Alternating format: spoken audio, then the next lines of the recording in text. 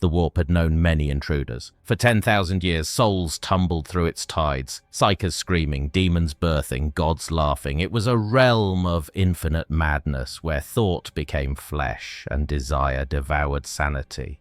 Yet on this night, something pierced the veil that did not scream, did not beg, did not break. It descended with the precision of a blade through silk, cutting reality without tearing it. The Immaterium shuddered, not in pain, but in recognition. Something beautiful had entered the darkness. He emerged from a rift of emerald light, silver hair cascading like moonlit water, eyes burning with the cold fire of galaxies long dead. His coat trailed behind him, black leather, kissed by flames that did not consume. In his hand, impossibly long and impossibly sharp, the Masamune gleamed, a blade forged not of steel but of will itself, 7 feet of perfection that hummed with quiet malice.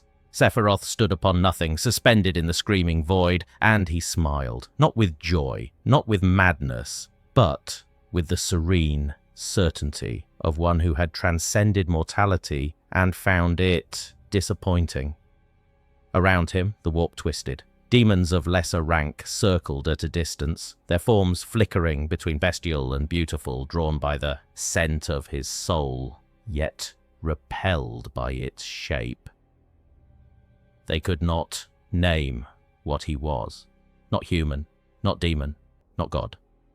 Something between, something other. His presence carved a sphere of unnatural calm, as though the chaos itself hesitated to touch him. He breathed in the miasma of the Immaterium, madness, rage, lust, despair, and felt nothing.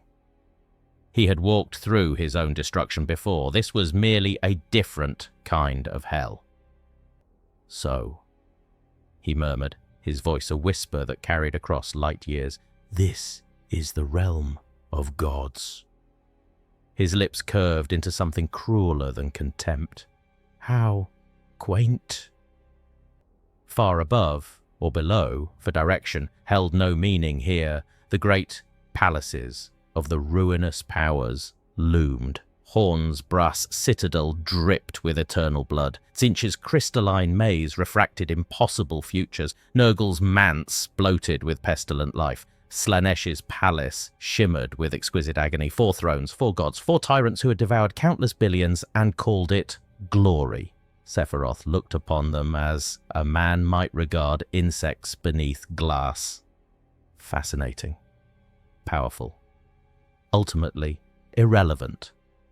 He began to walk, not through space, but through intent. Each step folded reality, bringing distant horizons closer. The warp recognized his will and bent, reluctantly, resentfully, but bent nonetheless. Lesser demons evaporated as he passed, their forms unraveling into psychic static. Greater entities watched from afar, calculating, hungry, uncertain. This soul was not like the others. It did not flail. It did not corrupt. It commanded. A bloodletter materialized before him, brass collar steaming, axe raised to split his skull. Sephiroth did not slow. The Masamune moved, a single, effortless arc, and the demon folded in half, bisected through dimensions it had not known it possessed.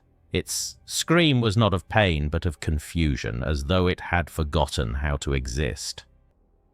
Sephiroth stepped over the dissipating ichor without glancing down. Weak, he said softly. All of this is weak. Above, in the throne of skulls that scraped the roof of eternity, Khorne's eyes snapped open. The blood god had felt the death of his servant, had tasted the dismissal in that single word. For the first time in an age, Khorne felt something other than rage. He felt curiosity. Who dared enter his realm and find it wanting? The throne groaned as the god leaned forward, brass knuckles tightening. His voice, a roar that shattered planets, rumbled through the warp. Who are you?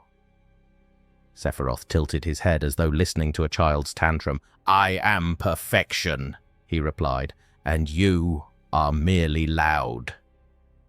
The warp convulsed. The other gods stirred. Tzeentch's 1,000 eyes blinked in unison. Nurgle's laughter bubbled through rot. Slaanesh shivered with something dangerously close to delight. They had seen arrogance before.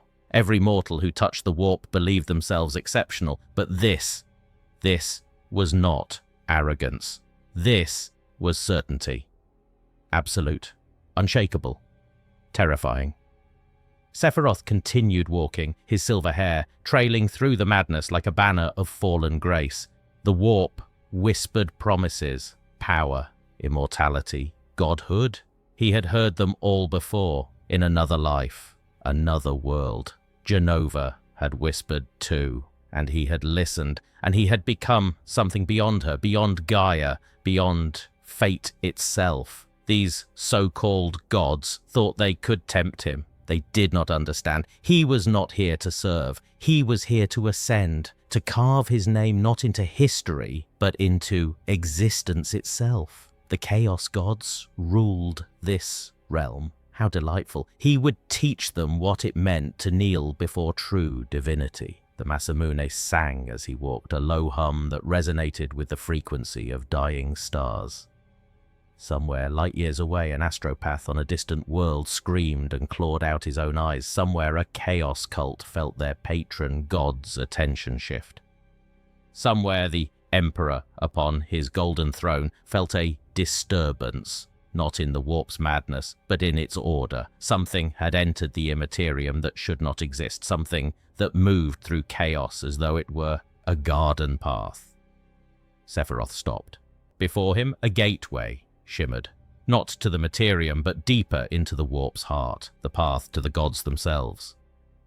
He smiled, cold and beautiful, and stepped through. Behind him, the rift sealed. The warp held its breath, and in 4 thrones, 4 gods turned their gaze toward the silver-haired intruder who dared walk uninvited into their domain. They would break him, corrupt him, devour him, or so they believed. None of them, not even Tsench, with his infinite sight, saw the truth. Sephiroth had not come to be corrupted, he had come to conquer, and the warp, for all its madness, was about to learn the meaning of despair. Within the brass citadel, Khorne rose from his throne of skulls, each one a galaxy's worth of slaughter. His form towered beyond comprehension, a monument to violence so pure it transcended hatred and became something almost holy. Around him, bloodthirsters knelt, their wings folded in supplication, their axes silent.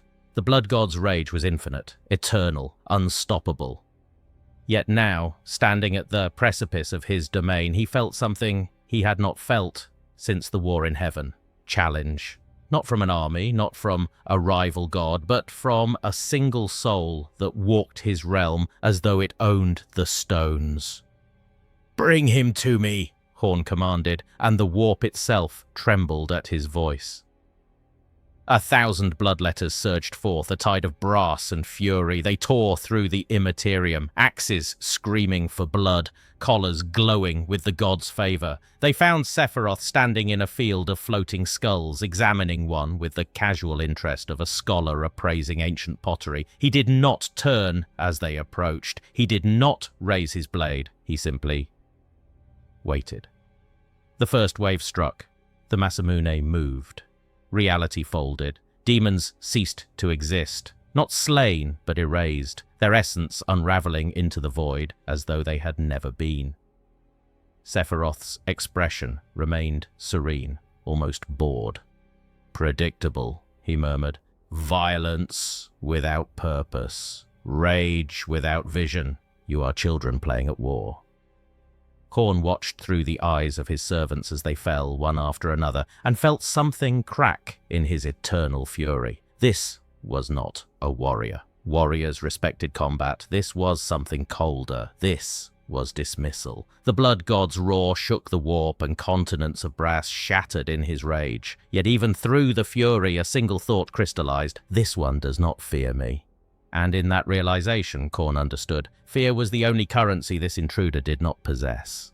In the impossible fortress, Tzeentch's labyrinth shifted, realigning passages that had existed before time itself. The architect of fate sat upon a throne of paradox, his form constantly changing, bird to man to flame to shadow to something that hurt to perceive. 9 times 9 eyes opened across his body, each one viewing A different future, a different past, a different now, and in every vision, every thread of fate, every possible outcome, he saw the same thing. Sephiroth standing at the center of the warp, unchanging, immutable, a fixed point in an ocean of flux. Impossible, Tzeentch whispered in 900 voices simultaneously. Nothing is fixed. All things change. That is the law. Yet the silver-haired stranger defied that law. His fate was not written in the threads. He was not a pawn in the great game. He was outside it. Tzeentch leaned forward, intrigued and infuriated in equal measure. Here was a soul that could not be predicted, could not be manipulated, could not be woven into schemes 10,000 years in the making. Here was the ultimate challenge for the god of change, a being who had already chosen his destiny and refused to deviate. "Send the flamers," Tzeentch commanded. "Let us see if his certainty survives enlightenment." Pink and blue fire erupted across the warp as the flamers of Tzeentch descended, hurling warp fire that burned reality itself. Sephiroth stood amidst the inferno, silver hair untouched, coat unsinged. The flames parted around him as water parts around stone. He raised one hand and the fire stopped. Not extinguished. Frozen. Held in place by will alone. He closed his fist, and the flames collapsed inward, consumed by their own hunger. The flamers shrieked and fled. Tzeentch laughed, a sound like shattering glass and collapsing stars. Yes, he does not change because he believes he is already perfect. Fascinating. And fatal. The architect began weaving new plans, new futures, new traps. This Sephiroth would learn. Perfection was an illusion, and illusions were Tzeentch's domain. In the Garden of Nurgle, among the bloated trees that wept pus and the flowers that screamed with plague joy, the Plague Lord stirred. His immense form rose from his cauldron, disease dripping from countless sores, a smile of fatherly affection stretching across his rotted face. He had felt the newcomer's presence, a soul untouched by entropy, unmarked by time's decay, such beautiful, pristine purity. It made Nurgle's heart ache with love. Everything must rot. Everything must return to the cycle. This Sephiroth, with his flawless skin and perfect hair, was an affront to the natural order, and Nurgle loved him for it. "Send him gifts," the Plague Father gurgled happily. "Let us welcome our new son with open sores." Plague bearers shuffled forth, carrying diseases that had ended civilizations. They found Sephiroth walking through a section of the warp where time leaked like water. He glanced at them once, a look of such profound disgust that the demons actually hesitated. "You would touch me with that filth?" His voice was soft, venomous. "You will learn respect." The Masamune sang. Plague bearers fell, not rotting but purifying, their blessed diseases burned away by something that rejected entropy itself. Nurgle felt it through the connection to his children and laughed with delight. Oh, he thinks he is eternal. He thinks decay does not touch him. The Plague Lord's joy was genuine. Teaching such beautiful arrogance the inevitability of decay would be his greatest gift. In the Palace of Pleasure, Slaanesh reclined on a throne of screaming faces, each one frozen in the moment of their greatest ecstasy and deepest despair. The Dark Prince was beauty and horror intertwined. Perfection taken to such extremes, it became obscene. And now, watching through veils of sensation, Slaanesh beheld Sephiroth and hungered. Here was a being of exquisite beauty, of absolute conviction, of pride, so towering it rivaled the gods themselves. Here was the ultimate conquest, not of flesh. Flesh was easy, but of will, of ego, of the certainty that made him glorious. Perfection, recognizing perfection. Slaanesh purred, and the warp shivered with anticipation. Let us see if he can resist himself. Demonettes glided forth, their claws sharp as whispers, their forms shifting between beauty and nightmare. They surrounded Sephiroth, singing promises of sensation beyond imagining, of pleasure that would make godhood seem pale. He looked at them as one might regard broken mirrors, distorted reflections of something once whole. You offer me sensation. he asked quietly. I have transcended flesh. I have felt the birth and death of stars. You offer me nothing. The daemonettes recoiled, and Slaanesh leaned forward, breathless with desire. He had rejected pleasure, rejected excess, rejected even the temptation of sensation itself. Such control, such perfection. The Dark Prince shivered. I will have him, Slaanesh whispered. He will be mine, or he will be broken. Either way, I win. But even as the words left divine lips, doubt crept in, the most delicious sensation of all. 4 gods, 4 refusals. And in the center of the warp, Sephiroth walked on, untouched, unmoved, unbroken. The Chaos Gods had thought him prey. They were learning, slowly, what Jenova had learned before them. Sephiroth did not submit to gods. He replaced them. The astropaths of terror died in screaming waves, 37 in the first hour, 112 by the fourth. The Sanctuarium Astrotelepathica became a charnel house, seers clawing at the walls, gouging their eyes, tearing their throats raw with prophecies that made no sense. They spoke in unison, in fragments, in languages not heard since before Old Night. Silver falling through the void, a blade that cuts fate, perfection poisoned by its own beauty. The gods kneel, the gods burn, and then they would collapse. Blood streaming from every orifice, their minds shattered by visions of something that should not exist. In the chamber of the Astronomicon, where 10,000 psychers burned their lives to fuel the Emperor's lighthouse, a single chorus member turned his blind eyes upward and whispered through cracked lips, "The warp has cancer." The Custodes arrived within minutes, golden armor gleaming, halberds crackling with auramite fury. They found the Psyker dead, his body aged 1,000 years in seconds, lips frozen in a rictus of terror and awe. Upon his forehead, burned into the flesh as though branded by cold fire, was a symbol, a single wing, black as a dead sun, beautiful as damnation. The Custodes knew it from nowhere, yet felt its meaning in their marrow. This was not chaos. This was something chaos feared. Epistolary Calyx of the Grey Knights knelt in the Sanctum Sanctorum, his psychic hood thrumming with barely contained energy. Before him, the tarot of the Emperor lay scattered, cards burning with warp frost despite the heat of the braziers. He had cast the reading 17 times. 17 times the same cards. The falling star, the blighted angel, the impossible sword, and at the center, always at the center, a card that should not exist in the deck. The false god, depicting a silver-haired figure standing atop a mountain of broken crowns. "My lord," Calyx said, his voice strained, "we face something unprecedented, not a daemon, not a possessed soul. This entity has entered the warp of its own volition and is not being destroyed. The ruinous powers are responding to him."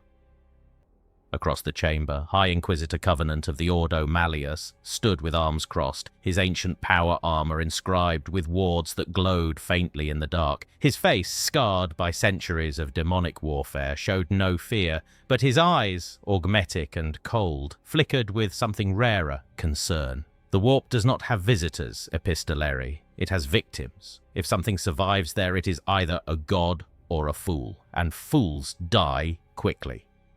"Then we are dealing with a god, my lord." "No," Covenant's voice was iron. "Gods we understand. Gods have wants, needs, weaknesses. This," he gestured to the reports scattered across the stone table, each one more impossible than the last. Entire demon warbands erased from existence, warp storms calming in his wake, reality stabilizing where he walked. This is something else, something that treats the Immaterium as if it were merely terrain. A servitor shambled forward, its augmetic jaw clicking as it spoke in the monotone voice of the administratum. "Analysis complete. Cross-referencing historical data. No match found in Imperial records, no match in xenoarchaeology archives, no match in..." It froze. Sparks flew from its cranial implants. When it spoke again, its voice was wrong, layered, echoing with something vast and cold. "I am not in your files. I am beyond your comprehension. Tell your corpse god, I am coming." The servitor exploded, showering the chamber with blood and circuitry. Silence fell. Covenant stared at the smoking remains, his jaw tight. He spoke through it, through the warp, through our systems, through our protections. He turned to Calyx. Assemble Strike Force Absolution, full complement, Terminator armor, Nemesis weapons, and wake the Chamber of Purity. We may need him. My lord, the chamber has been sealed since... I know when it was sealed, Epistolary. I was there. Covenant's voice dropped to a whisper. We sealed it because what sleeps inside is too dangerous to wake, but if something walks the warp and speaks of God's kneeling... He met Calyx's gaze. Then we face a threat that may require damnation to defeat.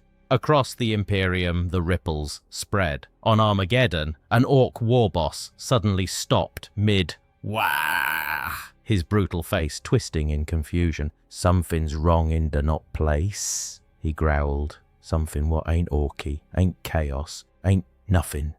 On Craft World Ulthway, Eldrad Ulthran gasped, his ancient hands trembling over the runes of fate. Every casting showed the same vision, a silver-haired monkey standing before She Who Thirsts and the Chaos God.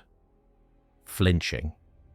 On Comarach, Archons paused their tortures, sensing something in the webway's distant whispers, a presence that made even the Dark Eldar's cruelty seem petty by comparison, and upon the Golden Throne, the Emperor of Mankind stirred. His desiccated fingers twitched, his hollow eyes, dead for 10,000 years, flickered with the faintest spark of awareness. He felt it, felt the warp trembling, felt the chaos, God's attention divided, felt something walking through hell itself as though it were a mere inconvenience. For an instant, just one perfect, impossible instant, the Emperor looked through the layers of reality, past the Immaterium, into the warp itself. And he saw him. Sephiroth, standing in the heart of madness, untouched, unbowed, unbroken. The Emperor's cracked lips moved, and though no sound emerged, the words formed in the psychic ether. What are you?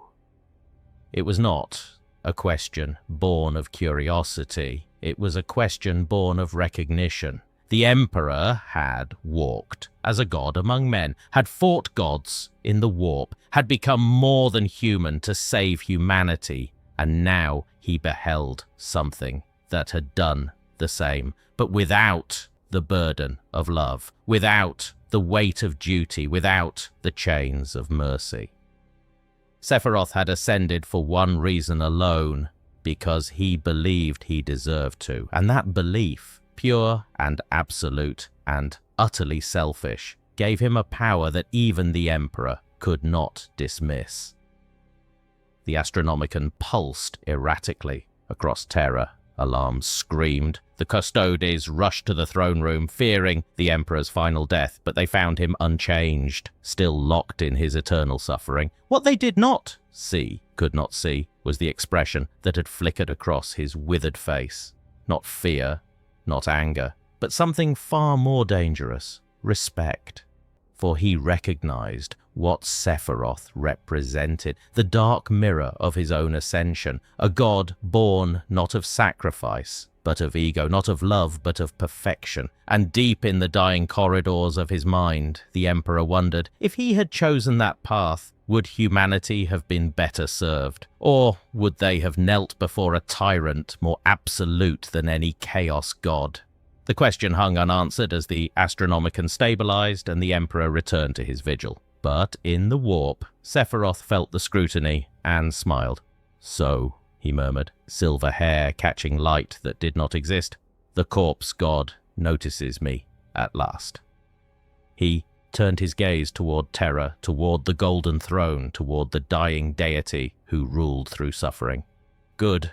Let him watch, as I do, what he could not. The Masamune hummed with anticipation. Let him watch as I become eternal. Sephiroth walked deeper. The warp, sensing his intent, reshaped itself around him, not to welcome but to test. Paths folded into non-existence. Gravity reversed, time looped and fractured, showing him his death in 1,000 variations, each one more horrific than the last. He saw himself consumed by demons, his perfection torn apart piece by piece. He saw himself kneeling before chaos, his will shattered, his godhood a lie. He saw himself forgotten, a footnote in a galaxy that had never cared. The warp hurled these visions at him with the weight of certainty, for, in the Immaterium, belief shaped reality. If he doubted even for an instant, the visions would become truth. Sephiroth laughed. It was a sound like crystal shattering in a vacuum, beautiful, cold, and utterly devoid of warmth. "You think fear will break me?" He raised the Masamune, and the blade gleamed with a light that did not belong in the warp. Not golden like the Emperor's, not the sick radiance of chaos, but something purer. The light of a star before it died. I have seen my death. I have embraced it. I fell into the life stream and crawled back out. I was erased from existence and willed myself to return. His eyes narrowed, cat-like slits glowing with Mako green intensity. I am beyond death, beyond fate, beyond you. The visions shattered. The warp recoiled, and for a moment, just a flickering, impossible moment, it was silent. Sephiroth continued walking. He passed through fields of screaming faces, each one a soul trapped in eternal torment. They reached for him, begging for salvation, for destruction, for acknowledgement. He ignored them. He was not here to save. He had tried salvation once, in another life, when he had been a hero. That path had led to lies, to betrayal, to the discovery that he was never human at all. No, he would not save these souls. He would not damn them either. He would simply surpass them. A river of blood crossed his path, flowing uphill, defying physics and sanity. Demons swam through it, their forms shifting between predator and prey. Sephiroth stepped onto the surface, and the blood solidified beneath his boots, becoming glass. He walked across it without sinking, leaving a trail of crystallized ichor that shimmered in the impossible light. Behind him, demons clawed at the glass, trying to break through, but it held. He had turned Khorne's sacred blood into something beautiful, and still an affront, a statement. The brass citadel loomed ahead, visible now despite the distance, its towers scraping the roof of unreality. Sephiroth regarded it with the same detached interest he might give a child's sandcastle. So that is where the blood god dwells? He considered, walking past it entirely. Khorne was rage-given form, and rage was predictable. But no, if he was to rule the warp, he would need to face each god, not as a supplicant or a victim, but as an equal, and then surpass them. He altered his course. The warp bent, and the citadel, which had never moved in all of eternity, suddenly seemed closer. Within his throne room, Khorne sensed the approach. The blood god rose, his form towering beyond comprehension, a mountain of brass and fury. Around him, the skulls of a billion slain warriors rattled with anticipation. "He comes," Khorne growled, and his voice was the sound of civilizations burning. "Good, I will break him myself. I will show him that perfection means nothing before strength." The gods' champions assembled, bloodthirsters whose axes had cleaved titan armor, juggernauts whose hooves had crushed continents, heralds who had drunk the blood of gods. They formed a wall of brass and rage before the citadel's gates, and then Sephiroth arrived. He did not storm the gates, did not charge with battle cry or fury. He simply walked forward, Masamune held loosely in one hand, his expression serene. The wall of demons charged. The Masamune moved. It was not a technique, not a martial form, it was inevitability. The blade passed through demon flesh as though it were mist, and each demon touched by it simply stopped. Not dead, not banished. Paused, frozen in time, their forms locked in the moment of their destruction. Within seconds, 100 greater demons stood as statues, eternal monuments to their own defeat. Sephiroth stepped between them without breaking stride. The gates of the brass citadel, which had never opened for any but Khorne's chosen, creaked open before him, not because he willed it, but because even the gates recognized that denying him was futile. He entered. The throne room stretched forever, a cathedral of violence lit by rivers of molten brass. At its end sat Khorne, his form too vast to comprehend fully, his eyes twin suns of rage. The god leaned forward. "You dare!" "Yes," Sephiroth interrupted, his voice quiet yet somehow louder than the god's roar. "I dare, I have always dared. That is what separates me from your followers." He gestured dismissively at the frozen demons outside. "They worship you because they are weak. I acknowledge you because you are present, but do not mistake acknowledgement for reverence." Khorne's rage exploded. The citadel shook. Reality cracked.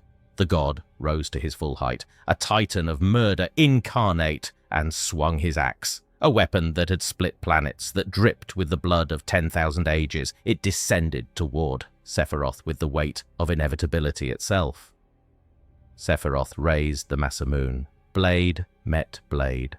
The sound was silence. Not the absence of noise, but the death of it, as though the universe itself had stopped to watch. And in that frozen instant, Khorne felt something he had not felt since his birth from humanity's rage during the fall of the Eldar. Resistance. True, absolute, undeniable resistance. The Masamune held, did not bend, did not break. The axe, forged from the concept of murder itself, could not move the blade a single inch. Sephiroth looked up at the blood god, his expression unchanged. "Strength," he said softly. "You know nothing of strength. Strength is not rage. It is control. And I..." He smiled, beautiful and terrible. "I have perfected it." He twisted the Masamune. The axe shattered. Not the physical weapon, that was merely a manifestation, but the idea of it. Khorne stumbled back, clutching his hand, feeling something he had never felt before. Not pain, not fear, but inadequacy. Sephiroth lowered his blade. "I did not come here to fight you, Khorne. I came to show you that your domain, your power, your existence," he turned, walking back toward the gates, "are nothing but stepping stones on my path to godhood." Behind him, the blood god stood frozen, his rage sputtering like a dying flame. For the first time in eternity, Khorne could not find the fury to respond. Sephiroth left the citadel.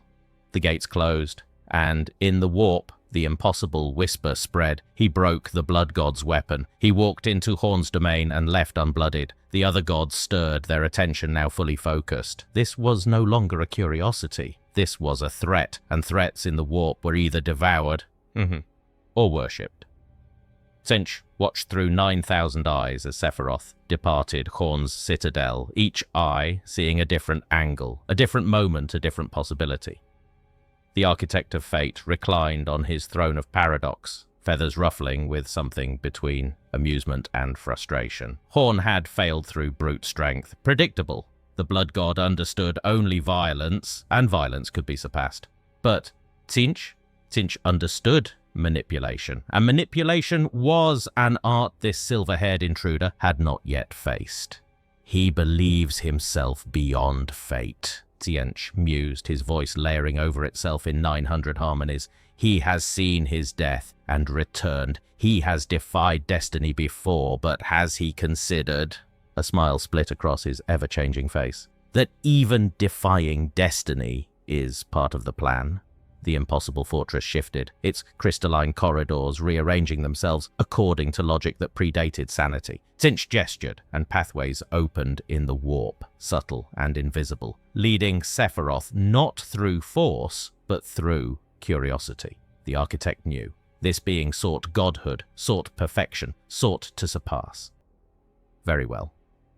Tzeentch would offer him exactly what he wanted, and in accepting, Sephiroth would become exactly what Tzeentch needed. Sephiroth felt the pull, not a compulsion, those he would have resisted, but an invitation, a suggestion, whispered in the language of ambition itself. Ahead, the warp parted, revealing a path of shimmering crystal that led toward a fortress that existed in 9 dimensions simultaneously. He recognized the trap immediately. Tzeentch, god of schemes, offering a path forward. But Sephiroth did not hesitate. Traps were only dangerous to those who could be caught. He stepped onto the crystal path, and the warp sealed behind him. The corridor stretched forever and ended instantly. Time had no meaning here. Sephiroth walked for seconds that felt like centuries, each step taking him deeper into the labyrinth. Around him, the walls displayed futures, galaxies burning, gods rising and falling, himself upon a throne of silver light with the cosmos kneeling before him. He glanced at these visions and felt nothing. Not desire, not ambition, only the calm certainty that they were inevitable. Magnificent, isn't he? The voice came from everywhere and nowhere, layered with echoes of past and future. Tzeentch materialized before him, or perhaps had been there all along, his form a constantly shifting mass of feathers, eyes, beaks and wings that hurt to perceive. So certain of his superiority, so convinced of his inevitable ascension. Tell me, Sephiroth. The name rolled off the god's beak like honey laced with razors. Do you ever wonder if your certainty is genuine, or if it was planted? Sephiroth stopped. He regarded the Chaos God with the same expression he might give an interesting theorem. You're suggesting I was manipulated into believing in my own perfection? Oh, not suggesting, offering the possibility. Tzeentch circled him, form flickering between avian and serpentine. You say you transcended death, yes? But who is to say your resurrection was not my design? You defy fate, but what if defying fate is itself a thread I wove? You seek to surpass gods, but what if that very ambition? The god leaned close, 9 eyes blinking in sequence. Was the whisper I planted in your ear before you were even born? Silence. The warp itself seemed to hold its breath. This was Tzeentch's true weapon, not power, but doubt, the poison of uncertainty injected into absolute conviction. If Sephiroth doubted, even for a moment, his will would fracture, and a fractured will in the warp was a soul ready for claiming. Sephiroth tilted his head, silver hair cascading over his shoulder. Then he smiled. No. Tzeentch blinked. No. No. Sephiroth's voice was calm, almost gentle. Your gambit is clever, architect. You seek to undermine my certainty by suggesting it is not mine, but you have made a fundamental error. He raised the Masamune, and the blade reflected Tzeentch's ever-changing form, making it seem small, finite, limited. You assume I care about the origin of my power. I do not. Whether I was born perfect or became perfect, whether my resurrection was fate or accident or divine plan, it does not matter. What matters is the result. He stepped forward and Tzeentch, impossibly, stepped back. I am perfect now. I am beyond death now. I will ascend now, and whether you orchestrated it or not. Sephiroth's eyes glowed brighter. I will still surpass you, because even if I am your pawn, architect. His smile widened, cold and certain. Pawns can become queens, and queens can checkmate gods. The Masamune swung, not at Tzeentch's body, but at the threads surrounding him, the invisible strings of fate, the woven destinies, the plans within plans that stretched across eternity. The blade cut, and the threads unraveled. Tzeentch screamed, not in pain, but in shock, as centuries of planning dissolved, futures collapsed, schemes designed before humanity's birth evaporated like morning mist. The impossible fortress shook, its architecture losing coherence as the calculations holding it together failed. Impossible! Tzeentch shrieked, his form flickering erratically. You cannot cut fate. Fate is immutable. Fate is nothing, Sephiroth interrupted. But the refusal to choose, and I have always chosen. He sheathed the Masamune. The gesture was final, dismissive. Thank you, architect. Your labyrinth was educational, but I have no use for gods who play games. I have no need for schemes. I will ascend through will alone, and no thread you weave, no plan you craft will alter that. He turned and walked away. The crystal path reformed before him, leading out of the fortress. Behind him, Tzeentch collapsed onto his throne, his thousand eyes wide, his mind racing through calculations that now led nowhere. For the first time in his existence, the architect of fate had encountered a being whose future he could not predict, whose destiny he could not manipulate, whose very existence was a null point in the great game. As Sephiroth left the impossible fortress, Tzeentch whispered to himself, to the warp, to the cosmos. He has severed his own thread. He exists outside the skein. That means realization dawned like a dying star. He is no longer bound by causality. He is free. And in the language of gods, freedom was the most dangerous force in existence. Sephiroth emerged from the labyrinth into the roiling madness of the warp. Behind him, the impossible fortress crumbled, its architecture unable to sustain itself. Without Tzeentch's will holding it together, the architect would rebuild, of course. Gods did not truly die, but the message was clear. Sephiroth would not be manipulated, would not be used, would not be anything but what he chose to be. Two gods had faced him. Two gods had failed. Slaanesh and Nurgle remained, and beyond them the final challenge, to carve his own domain from the warp itself and prove, once and for all, that perfection was not a gift from gods, but a conquest of them. He walked on, silver hair trailing through the madness, the Masamune humming with the echoes of severed fate. And in the Immaterium, psychers screamed new prophecies. The Wanderer cuts destiny, the gods bleed, perfection ascends. The Imperium prepared for war, the Chaos cults fell into confusion, and the warp itself began to reshape around a singular, undeniable truth. Sephiroth was no longer a visitor to the realm of gods. He was becoming something that even they would have to acknowledge. Not as an equal, but as something more. The palace of Slaanesh shimmered on the horizon like a mirage of desire itself, its spires crafted from crystallized screams, its walls pulsing with the rhythm of a billion heartbeats in their final ecstatic moment. It was beauty taken to such extremes it became agony, pleasure so intense it devoured sanity. To approach the palace was to feel every want, every craving, every hidden desire clawing to the surface of one's soul. Lesser beings collapsed before reaching the gates, consumed by their own appetites. Sephiroth walked toward it with the same measured pace he had maintained since entering the warp. Around him, the realm shifted into something more inviting. The harsh madness softening into velvet shadows, the screaming winds becoming whispers of silk. Daemonettes emerged from the haze, their forms perfect and terrible, each one reflecting a different ideal of beauty. They danced around him, not attacking but tempting. Their claws traced the air near his skin, never quite touching, promising sensations that transcended flesh. "Beautiful one," they crooned in voices like honey and venom. "Why do you walk alone? Why deny yourself the pleasures of eternity? You seek perfection, yes? We are perfection. Join us. Feel what gods feel. Taste what even gods crave." Sephiroth did not slow, did not acknowledge them beyond a flicker of his eyes. "Perfection is not indulgence," he said softly. "It is mastery. You have confused the two. That is why you are slaves."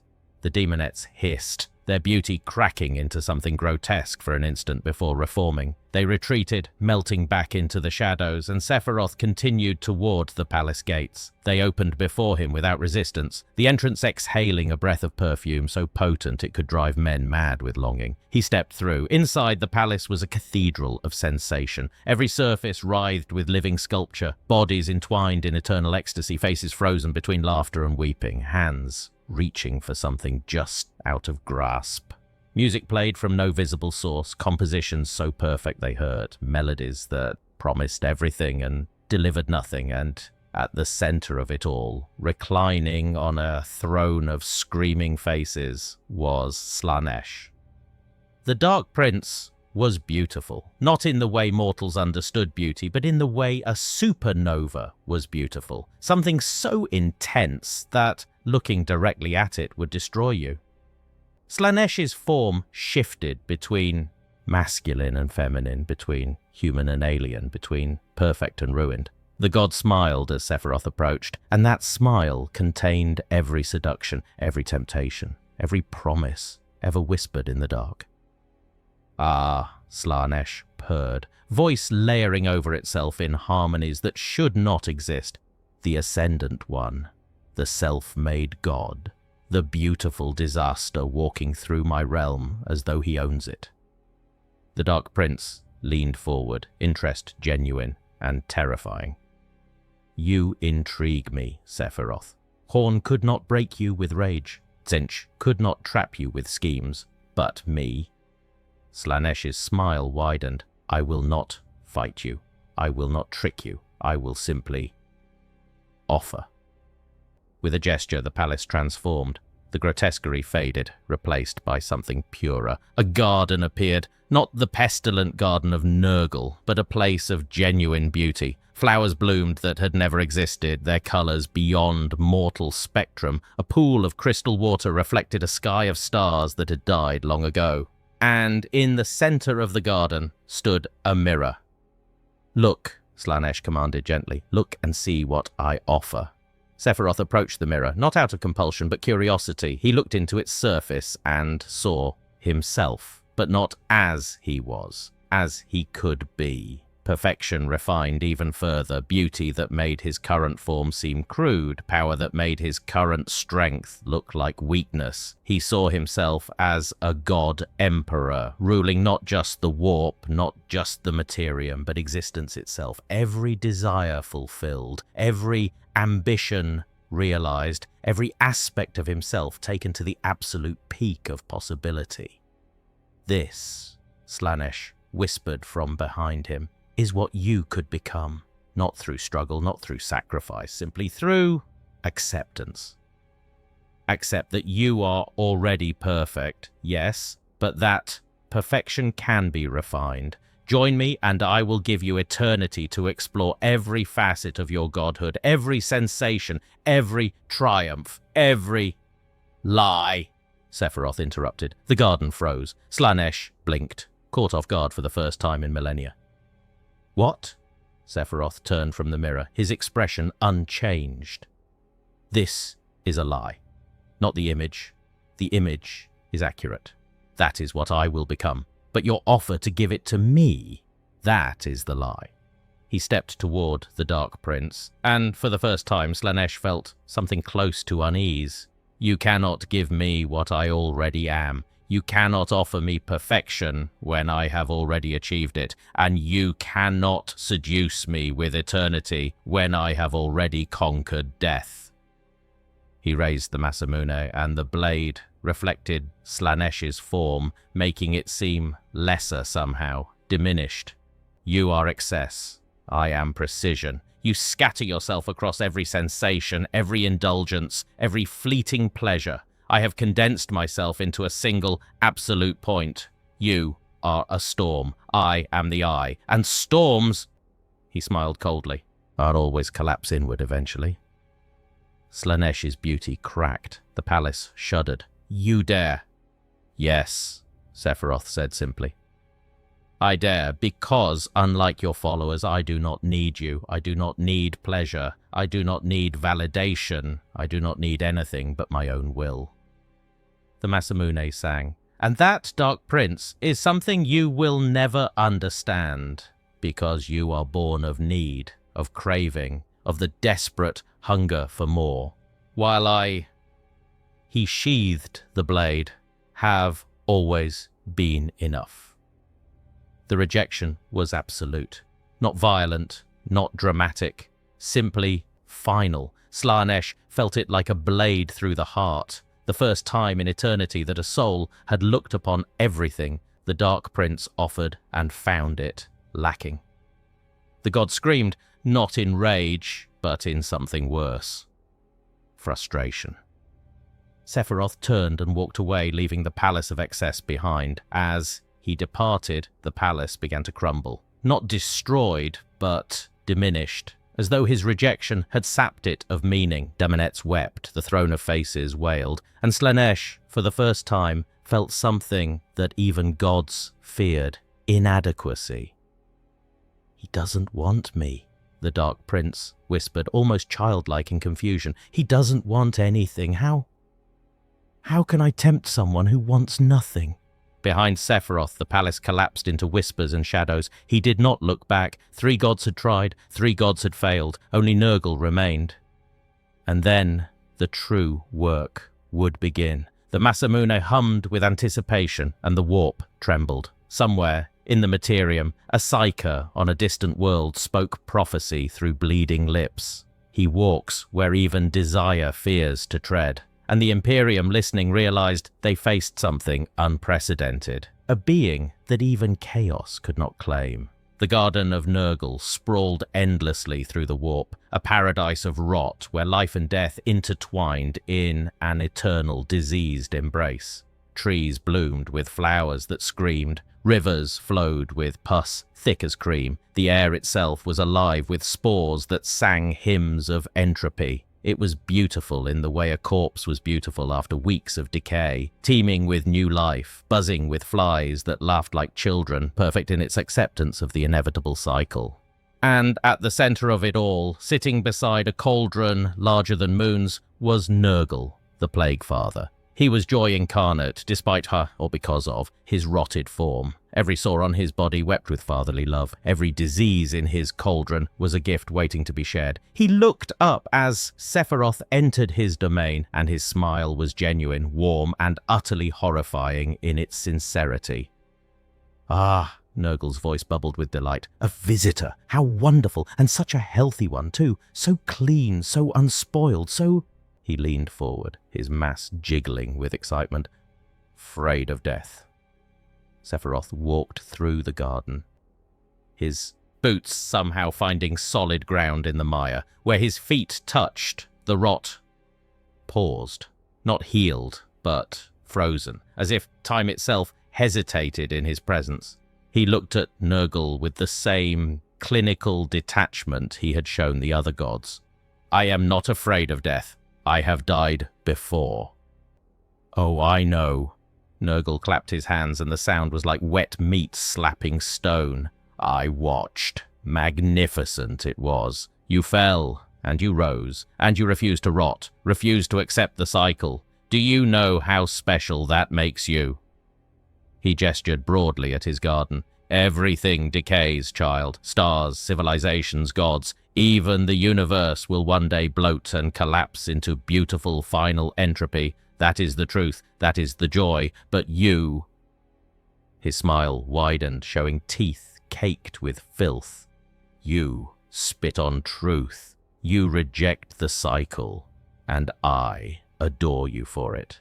Sephiroth stopped before the cauldron, gazing into its depths. He saw plagues that had ended species, diseases that had killed gods, viruses that could unmake reality itself. And bubbling at the bottom, he saw something else. Time. The slow, inevitable grinding of all things toward dust. "You mistake my rejection of death for fear," Sephiroth said quietly. "I do not fear decay. I simply refuse it, because I am beyond such limitations." Nurgle laughed, a sound like 1,000 bellies jiggling at once. "Beyond? Oh, child, nothing is beyond decay. Even the Emperor on his golden throne rots. Even Khorne's rage will one day cool. Even perfection." He reached out, his bloated hand dripping with affection. "Must eventually crumble. Let me show you. Let me give you my greatest gift. Acceptance." The hand touched Sephiroth's shoulder. For an instant, the Plague Father's joy was absolute. Contact made. Now the diseases would spread, the entropy would take root, the cycle would claim another. Nothing happened. Nurgle blinked. He looked at his hand, then at Sephiroth's shoulder. The leather of the coat was unmarred.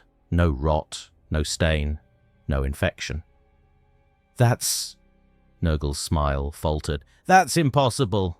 I am inevitability. I am the end of all things. You should be—" "Rotting." Sephiroth turned, and Nurgle actually flinched at the cold fire in those Mako green eyes. "Your inevitability assumes that time has claim over me. It does not. Your cycle assumes I am part of the system. I am not. You are decay. Yes, but I... He reached up and removed Nurgle's hand from his shoulder, holding it almost gently. Am stasis. Not life. Not death. The point between them where neither can touch. He released the hand, and Nurgle felt something he had not felt since his birth from humanity's despair. Rejection. True, absolute rejection. Not fear, not defiance, but a simple, undeniable no that even the god of entropy could not corrode. You want me to accept decay, Sephiroth continued, stepping back. But acceptance is surrender, and I do not surrender. Not to death, not to time, not to gods. The Masamune slid free, its blade gleaming with that clean, terrible light. You say everything must rot, then rot, but I will remain, not as a monument to life, but as proof that will can transcend nature. The blade swung. It did not strike Nurgle. That would have been violence, and violence was Khorne's domain. Instead, it struck the garden itself. The edge of the Masamune cut through the air, and where it passed, the rot reversed.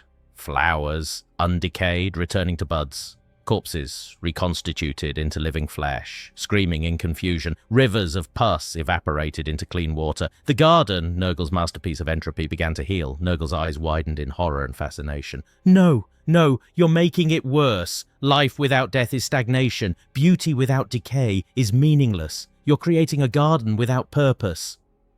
Exactly, Sephiroth said. I am showing you what perfection looks like, not the cycle, not balance, just cessation. Eternal, unchanging, perfect. He sheathed the blade, and the garden froze.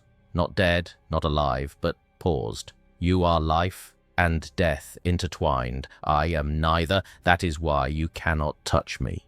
Nurgle sat heavily, his massive form collapsing beside his cauldron. For the first time in his existence, the Plague Father felt sad. Not the joyful melancholy of watching something beloved decay, but genuine sorrow.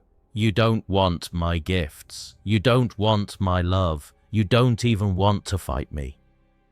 He looked up, his expression bewildered. What do you want?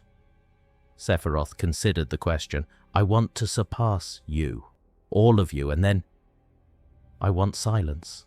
The perfect, eternal silence of a universe that has accepted my superiority and no longer struggles against it. He turned and began walking away. Behind him, the frozen garden began to rot again, Nurgle's power reasserting itself slowly, painfully. But the message was clear. Even entropy had limits. Even the Plague Father could be denied. Nurgle watched him go, then turned to his cauldron. He stirred it with a massive ladle, his expression thoughtful. Grandfather's blessings upon you, silver-haired one, he murmured. You walk a lonely path, and loneliness, he smiled sadly, is the slowest rot of all. One day you will tire of perfection, and when you do, I will be waiting, with open arms and warm diseases. But Sephiroth did not hear. He was already gone, moving deeper into the warp. 4 gods challenged, 4 gods surpassed. The path ahead was clear now. He would carve his own domain, his own throne, his own reality from the madness of the Immaterium, and the Chaos gods, mighty as they were, would have no choice but to acknowledge what he had always known, that perfection was not a gift, it was a conquest. And he had already won. On Titan, moon of Saturn, within the fortress monastery sealed from the galaxy by wards older than the Imperium itself, the Grey Knights prepared for the impossible. The Chamber of Purity had been opened for the first time in 3,000 years, its doors groaning with the weight of forgotten oaths. Inside, suspended in stasis fields and wrapped in psychic chains, waited the Grey Knight's greatest shame and most terrible weapon, Brother Captain Alaric, the Demon Breaker. He had been sealed away not for corruption. The Grey Knights were incorruptible, their gene seed blessed by the Emperor himself, but for knowledge. Alaric had walked the warp in the flesh and returned, had spoken with demons and remembered their names, had fought chaos so intimately that he understood its nature better than any living being should, and that understanding made him dangerous, not to the Imperium but to the sanity of those around him. To know chaos was to give it power, and Alaric knew chaos like a lover knows skin. Now, as the stasis fields deactivated, his eyes opened. They were silver, like mercury, reflecting everything and revealing nothing. His armor, black and inscribed with words that hurt to read, hummed with barely contained power. He stepped from the chamber, and every grey knight present felt the warp tremble. High Inquisitor Covenant stood at the entrance, his ancient face expressionless. "Brother Captain, the Imperium requires your expertise." Alaric's voice was soft, dangerous. "The Imperium sealed me away because my expertise frightened them. What has changed?" "Something has entered the warp," Epistolary Calyx said, stepping forward. "Something that walks among the Chaos Gods and remains uncorrupted. Something that has bested Khorne, outwitted Tzeentch, rejected Slaanesh, and denied Nurgle. Something that is not of chaos," Alaric finished, his silver eyes narrowing, "but walks its realm as though born to it, yes. I felt him awaken, felt the warp recoil, felt the gods hesitate." He turned to Covenant. "You think to send me after him, to stop him before he becomes something even the Emperor cannot contain. Can it be done?" Covenant's voice was iron. Alaric was silent for a long moment. Then he smiled. A terrible, knowing smile. "No, it cannot. He is already beyond containment. But..." He reached for his Nemesis Force sword, the blade igniting with silver-white flame. "I can meet him, speak with him, perhaps understand what even the gods cannot." He looked at Calyx. "Assemble the purifiers. We enter the warp, not to kill, but to witness." Hours later, a strike cruiser broke warp transit at the edge of the Eye of Terror. Aboard, 50 Grey Knights in Terminator armor knelt in prayer, their nemesis weapons glowing with psychic fire. Alaric stood at the center, eyes closed, feeling the tides of the Immaterium. "He is there," Alaric whispered, "between Nurgle's garden and the edge of defined space. Creating something, shaping the warp itself." He opened his eyes. "We go. The Emperor protects." "The Emperor protects," the Grey Knights intoned, and as one they stepped into the warp. The transition was agony, as it always was. Reality peeled away, replaced by howling madness. Demons shrieked and clawed at their wards, repelled by faith and silver flame, but the Grey Knights pressed forward, following Alaric's psychic beacon deeper into the Immaterium than any Imperial forces had dared venture in millennia. Time lost meaning, space folded. They walked for seconds that felt like years through landscapes of screaming flesh and crystallized despair, and then, suddenly, the madness stopped. They emerged into a clearing, impossible in the warp, yet undeniably real. A sphere of calm amidst the chaos. The ground was solid, black glass that reflected a starless sky. At the center stood a structure taking shape, a fortress of silver and obsidian, its architecture too perfect, too precise, as though carved from a single thought, and before it, hands outstretched, eyes glowing with Mako green fire, was Sephiroth. He did not turn as they approached, but his voice carried clearly. "Servants of the corpse god, I wondered when you would come." Alaric stepped forward, silver eyes meeting green. "We are the Grey Knights, demon hunters, guardians against chaos, and you..." He tilted his head, studying Sephiroth with the detached curiosity of a scientist examining a specimen. "Anomaly, not demon, not mortal, not god. What are you?" Sephiroth finally turned, and the Grey Knights felt the weight of his gaze. It was not hostile, not malicious, but utterly unconcerned, as though they were insects commenting on the weather. "I am perfection," Sephiroth said simply. "And this," he gestured to the forming fortress, "is my throne. I am carving a domain from the warp itself, a place where even the chaos gods cannot tread, a realm of absolute order in the heart of madness." Calyx stepped forward, his psychic hood crackling. "The warp cannot be ordered. It is emotion given form. Chaos incarnate. What you attempt is already succeeding." Sephiroth's eyes narrowed. Look closer, Psyker. Feel the warp around this place. No demons approach. No corruption spreads. Even the gods themselves have drawn back because they fear what I represent, the end of their power, the proof that will can surpass even chaos. Alaric studied the fortress, and slowly his expression shifted from skepticism to horror. Emperor, preserve us. He's right. The warp is retreating from this place. He's creating a null zone, not through blank gene seed, but through sheer ego. He turned to Sephiroth. You believe so absolutely in your superiority that reality itself bends. That is not power. That is madness. Madness, Sephiroth replied, is repeating the same action and expecting different results. Your Imperium has fought chaos for 10,000 years and lost ground every century. I will end that war in a single lifetime, not through faith, through conquest. I will replace the Chaos Gods with myself, a single, perfect deity, and the galaxy will know peace under my rule. Peace? Covenant's voice was harsh. Or tyranny? Is there a difference? Sephiroth smiled coldly. Your Emperor rules through suffering. I will rule through perfection. At least my subjects will live in a galaxy without demons, without corruption, without the endless grind of war. He turned back to his fortress. Leave, Grey Knights. You cannot stop me, and attempting to will only waste lives. I am not your enemy. Chaos is, and I am solving your problem. Alaric's hand tightened on his sword. At what cost? At no cost. Sephiroth's voice was final. I ask nothing. I demand nothing. I will simply be, and that will be enough.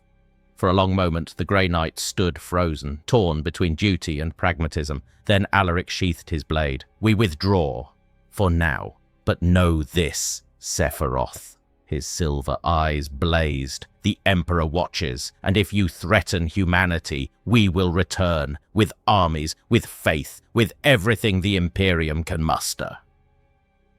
Sephiroth glanced over his shoulder, almost amused. I welcome the challenge, but it will change nothing. I am inevitable. The Grey Knights turned and departed, stepping back into the howling madness of the warp.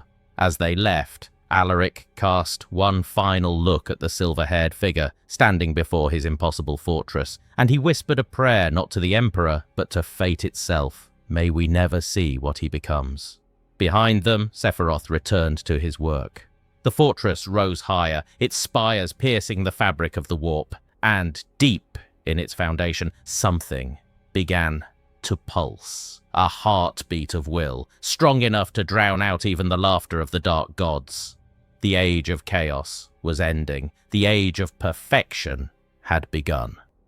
The fortress stood complete. It defied every law of the warp, every principle of chaos, every understanding of reality itself. Silver spires reached toward a sky that was not sky, their surfaces reflecting nothing because there was nothing left to reflect.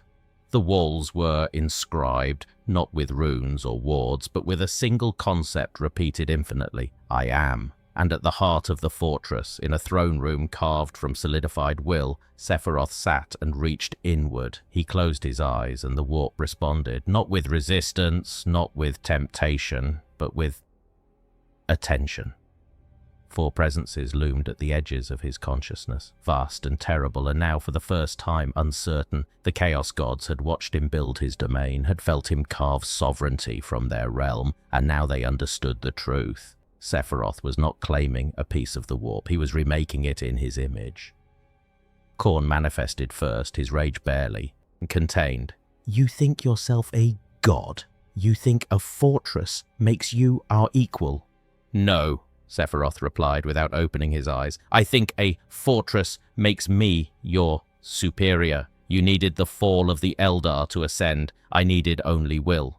Tsench shimmered into existence, his form more erratic than ever. Your fortress is impressive, yes, but it is finite. The warp is infinite. You cannot reshape all of it. You cannot... Watch me. Sephiroth's eyes opened, glowing so bright they cast shadows in a realm without light. I do not need to reshape all of it, only enough. Enough to anchor myself. Enough to become not a god of the warp, but a god in it. A fifth point. A fifth throne. A fifth power that even you cannot deny. Slaanesh appeared, voice dripping with desperation, disguised as seduction. You will be alone forever. Perfection shared is diluted. Sephiroth stood, the Masamune manifesting in his hand without being drawn. I do not want worshippers. I do not want companions. I want what I have always wanted, to transcend, and in this realm of gods, transcendence means becoming undeniable, so that even if I leave, the warp will remember me, reality will remember me, and the cosmos will reshape itself around the fact of my existence. Nurgle manifested last, his voice sad. You will be lonely, child, so very lonely. Even gods need nothing. Sephiroth's voice was final. I need nothing. That is what makes me stronger than all of you. You are born from need, from rage, from scheming, from lust, from despair. I am born from will alone, and will. He raised the Masamune, and the blade split the warp itself, carving a rift in the Immaterium that bled white light. Is the only true power? He stepped through the rift, not into the Immaterium, not deeper into the warp, but between, into the place where reality and unreality touched, where the Immaterium met the physical universe, where gods were born and died. He stood in the void between voids, suspended in nothingness, and spoke a single word, ascend, and the warp screamed. Power flooded through him, not from the chaos gods, but from the warp itself, from every emotion, every thought, every desperate prayer that had ever fueled the Immaterium's existence. But unlike the gods who had formed from specific emotions, Sephiroth drew from something purer. Certainty.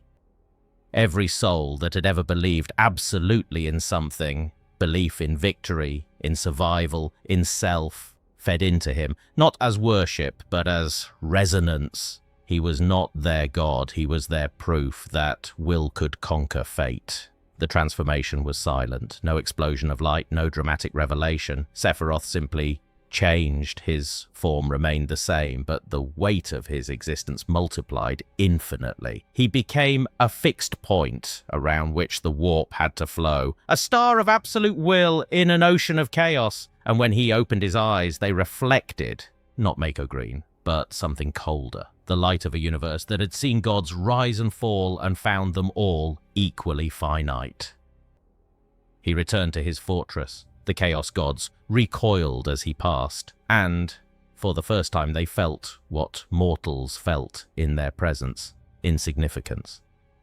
Sephiroth ascended to his throne, and, the moment he sat, the warp shifted, not violently, not dramatically, but irrevocably. A fifth domain had formed, not aligned with any emotion, not born from any ideal, simply present, a black hole of will that bent everything around it. Across the galaxy, psychers screamed, astropaths clawed their eyes, navigators saw the warp charts rewrite themselves, adding a new landmark, the Silver Star, a fixed point of calm in the Immaterium that defied all understanding. On Terra, the Emperor felt it through the Golden Throne, and for an instant, his eternal vigil faltered. Not in fear, but in recognition. Another god had been born, one not bound by humanity's emotions or the warp's hunger. A god of ego alone. The Custodes, standing vigil at the throne's base, heard a sound they had not heard in millennia, the Emperor's voice, faint and cracked, but undeniable. He has done it. He has made himself real, not through sacrifice, but through refusal. Refusal to be anything but what he believes himself to be. A pause. Then, softer, I should have tried that.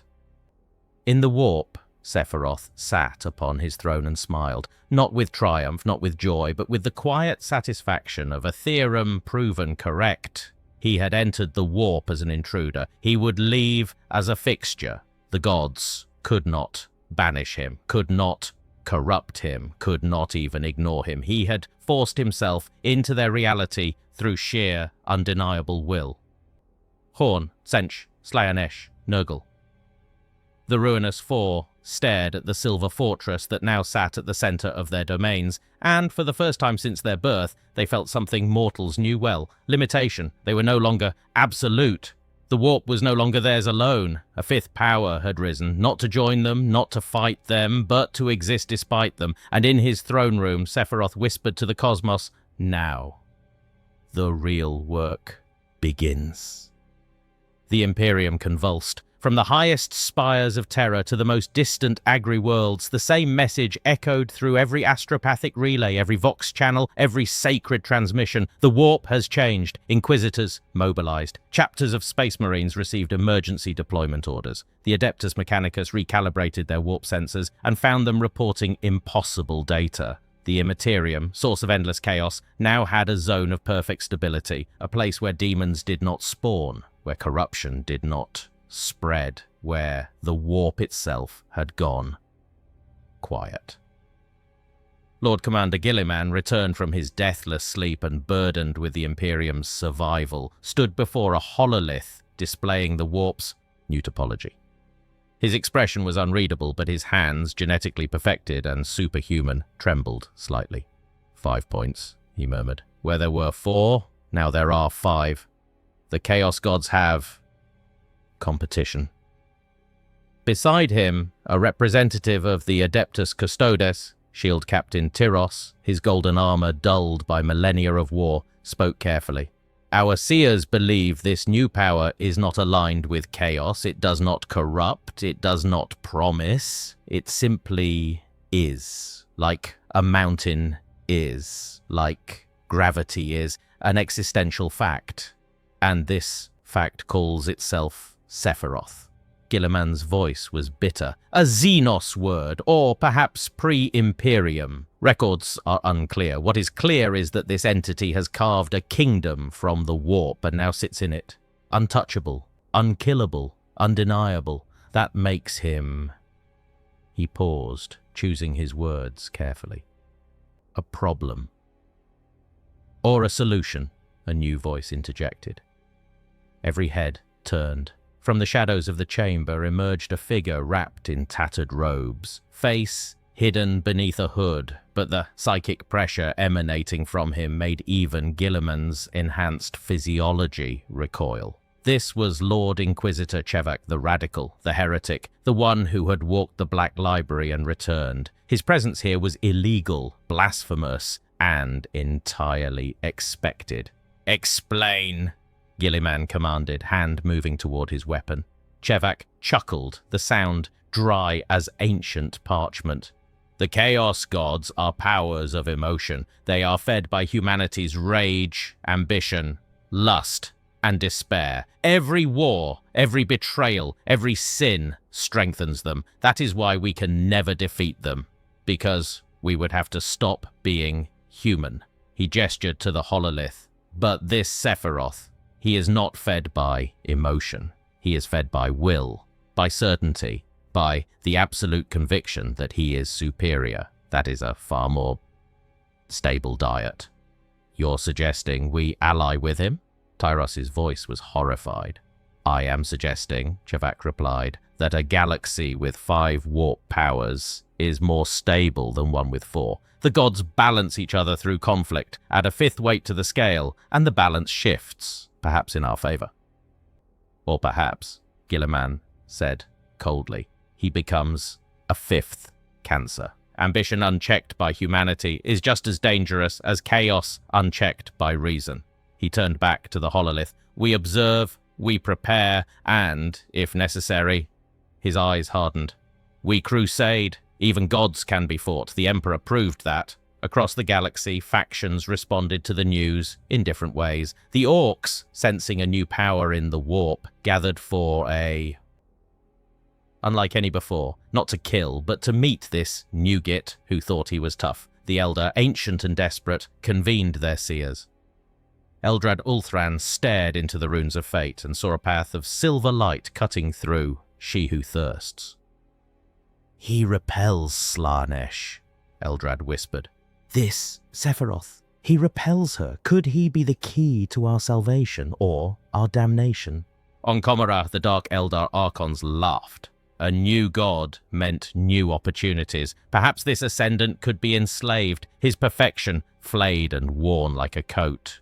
They began planning expeditions into the warp, utterly unaware that their plans had already been calculated and dismissed by the entity they sought to cage. And in the Eye of Terror, Abaddon the Despoiler, Warmaster of Chaos, greatest champion of the ruinous powers, felt the shift and snarled. "This interloper thinks to rival the gods who gave me power. Summon the Black Legion. We march into the warp itself, and we will drag this false god from his throne and prove that only chaos is eternal."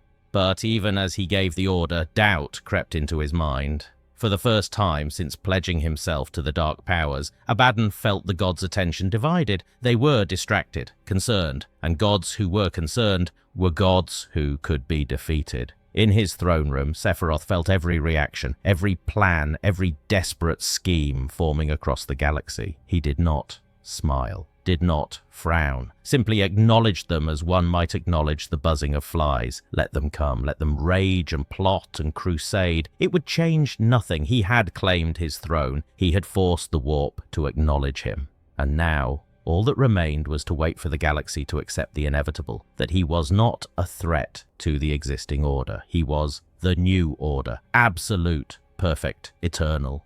The Masamune rested across his lap, and its blade reflected a universe bending slowly, inexorably, toward a single point. Him. Abaddon the Despoiler led his fleet into the warp, with the confidence of one who had done this 1,000 times before.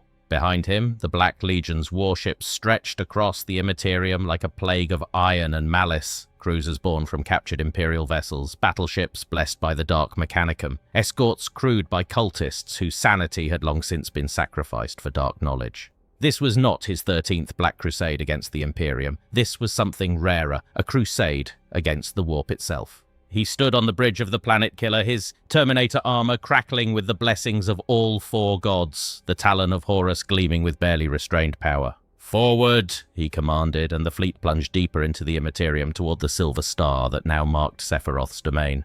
The journey was wrong from the start. Normally, the warp welcomed chaos forces, the tides parting before blessed warships, demons dancing in their wake. But now, the Immaterium felt resistant, as though something was pushing back against them, not with force, but with simple, undeniable presence. Navigators screamed as their instruments failed. Psychers convulsed as the familiar madness of the warp was replaced by something colder. Order. "My lord," a sorcerer stammered, "the warp itself is rejecting us, as though we are the intruders and he is the rightful resident." Abaddon's eyes narrowed. "The gods gave me this power. The warp is the gods. It cannot reject what they have blessed." But even as he spoke, he felt it, the attention of Khorne, Tzeentch, Slaanesh, and Nurgle, waning, not gone, but diminished, as though they were distracted by something more pressing. He gripped the talon tighter. "Faster! We strike before he is fully rooted." The fleet emerged into the sphere of calm surrounding Sephiroth's fortress. Abaddon stared at it through the viewport and felt for the first time in centuries something close to awe. The fortress was not built. It was inevitable. Silver spires that seemed to exist in multiple dimensions simultaneously. Walls inscribed with a presence so absolute that even looking at them felt like trespassing, and at the gates, standing alone, was Sephiroth. He did not wear armor, did not summon demons, did not prepare for battle. He simply stood, the Masamune held loosely in one hand, silver hair untouched by the warp's winds. He looked up at the fleet, at the Planet Killer, at Abaddon's Terminator-clad form, and his expression was bored. "Another one," Sephiroth murmured. "How tedious." Abaddon's rage ignited. He teleported to the surface, materialized in a flash of warp fire with his honor guard, 12 Chaos Terminators, each a champion in their own right, each blessed beyond mortal comprehension. They surrounded Sephiroth, weapons raised. Abaddon stepped forward, the talon of Horus humming with malevolent energy. "I am Abaddon, War Master of Chaos, chosen of the gods. You have intruded upon their realm. Kneel, renounce your claim, and perhaps I will grant you a quick death." Sephiroth glanced at him. "You speak as though your gods matter. They don't, not anymore." The talon fired. Warp lightning, blessed by Tzeentch, capable of unmaking titans, lashed out. It struck Sephiroth directly, a beam of pure annihilation, and stopped. The lightning coiled around him, repelled by nothing, simply refused by his presence. Sephiroth tilted his head, watching the energy dissipate. "Is that all?" Abaddon snarled and charged, the talon sweeping down with the force to split worlds. Sephiroth moved. Not fast, but precisely. The Masamune rose, met the talon, and held. For an instant, chaos and will clashed, two absolutes grinding against each other. Then, slowly, inevitably, the talon began to crack. "Impossible!" Abaddon roared. "This weapon has killed gods!" "Then," Sephiroth said softly, "it has met its limit." He twisted the Masamune, the talon shattered. Not the physical claws, but the blessing within them, the warp essence that made them more than metal. Abaddon stumbled back, staring at his weapon in disbelief. Around him, his honor guard attacked. Combi bolters fired. Power fists swung. Warp blades struck. Sephiroth did not block, did not dodge. He simply moved through them, the Masamune tracing arcs that did not cut flesh, but severed the bonds between the Terminators and their gods. One by one they collapsed, not dead, but unpowered. Their armor became dead weight. Their weapons went silent. They knelt, gasping, suddenly mortal again. Abaddon fell to one knee, feeling the gods' blessings draining away, not stolen, not consumed, simply rejected. He looked up at Sephiroth, and for the first time in 10,000 years of service to chaos, he felt fear. "What are you?" Sephiroth sheathed the Masamune. "I am the proof that your gods are not inevitable, that chaos is not eternal, that will, singular and absolute, can surpass even divine power." He turned away, walking back toward his fortress. "Tell them, tell the gods, tell the Imperium, tell the galaxy, I am not here to conquer, I am here to exist, and my existence diminishes theirs. That is not a threat, that is simply fact." He paused at the gates, glanced over his shoulder. "Leave while you still can. Next time, I will not be merciful." Abaddon, broken, dragged himself back to his fleet. The Black Legion retreated, their warships fleeing the sphere of calm, pursued not by enemies, but by the crushing realization of their own obsolescence. Aboard the planet killer, Abaddon knelt before his altar to the gods and felt nothing. No whispers, no blessings, no acknowledgement. The gods were silent, and he understood why. They were afraid. In his throne room, Sephiroth sat and closed his eyes. The battle had been trivial, the message delivered. Now the galaxy would learn, and if they did not, he would teach them.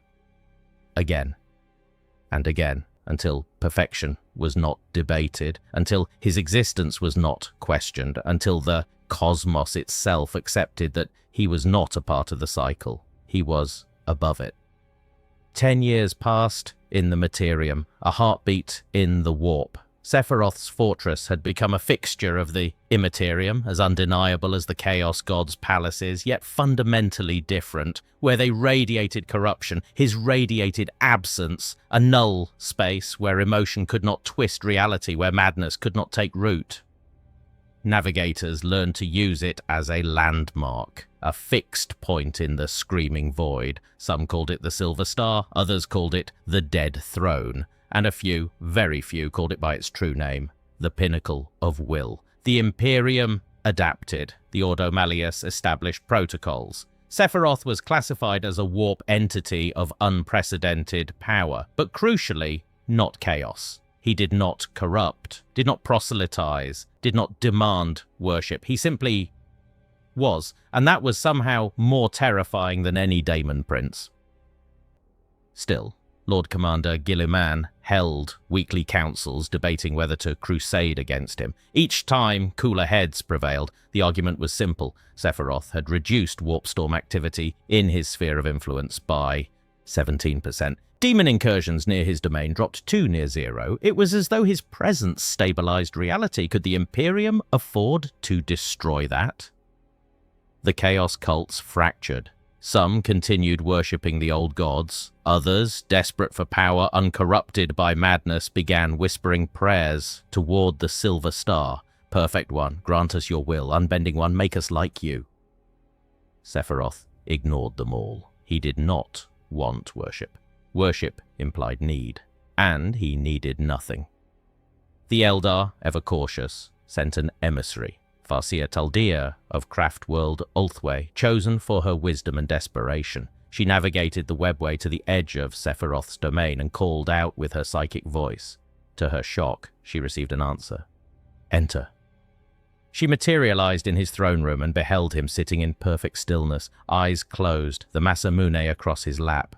For a long moment, neither spoke. Then, Sephiroth opened his eyes.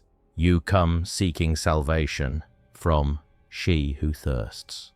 Taldea's breath caught. How did he? Yes, you repel Slaanesh. You reject excess. If you would teach us this secret, perhaps the Eldar could. No, his voice was gentle but final. My rejection of Slaanesh is not a technique. It is me. I reject excess because I am already complete. You reject it out of fear. That is the difference. You cannot learn what I am. You can only accept that I exist. He stood and Taldea felt the weight of his presence, not oppressive, but absolute. But I will offer you this. While I remain in the warp, Slaanesh's attention is divided. Use that time wisely. Find your own salvation, because mine is not for sale. Taldea departed, heart heavy with disappointment and strange relief. Sephiroth had not helped, but he had not harmed either, and in this galaxy neutrality was a rare gift. On Terra, the Emperor stirred again, his attention bound for 10,000 years to maintaining the Astronomicon and holding the webway portal closed. Turned briefly outward. He perceived Sephiroth's fortress, perceived the strange cold order radiating from it, and he understood this was what he might have become if he had abandoned humanity to pursue godhood alone, a perfect being ruling an empty throne, all-powerful and utterly alone. The Emperor, dying by inches, felt something unexpected, pity. Sephiroth had achieved what even he could not, ascension without sacrifice, but in doing so had lost what made ascension meaningful, purpose beyond the self. In the warp, Sephiroth felt the Emperor's gaze and dismissed it.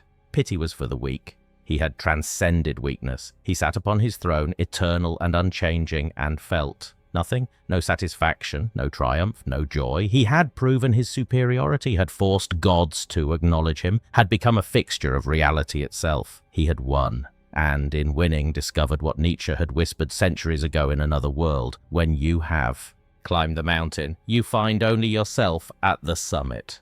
But even that realization changed nothing, because Sephiroth was not one to despair. He had chosen this path, knowing it led to isolation. And if eternity was empty, then he would fill it with his own perfection, endlessly refining, endlessly improving, until even emptiness became a form of beauty.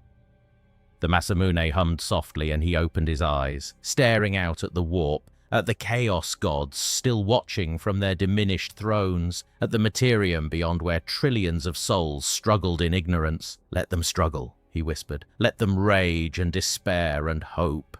I am beyond such things. I am the eye of the storm, the still point around which all else revolves. And if that is loneliness, a faint smile touched his lips, then loneliness is simply another form of perfection.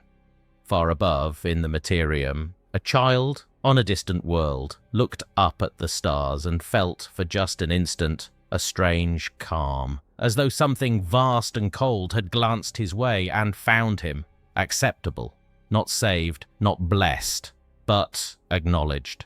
And in a galaxy of endless horror, acknowledgement was enough. Sephiroth closed his eyes again, settling into eternity. The warp would rage. The Imperium would scheme, the Eldar would hope, the Orcs would laugh, and he would remain, unchanging, unyielding, undeniable. The one-winged angel had found his heaven, and it was a throne of silver silence, surrounded by the screams of gods too weak to approach. This was the end of his journey. Not in death, not in defeat, but in the absolute terrifying completion of self. He had become what he always believed himself to be, and the cosmos, for all its vastness, could do nothing but accept it. In the grim darkness of the far future, there is only war, but in the eye of that war, in the heart of chaos itself, sits one who does not fight, who does not rage, who does not corrupt. He simply is. And that is the most terrifying power of all.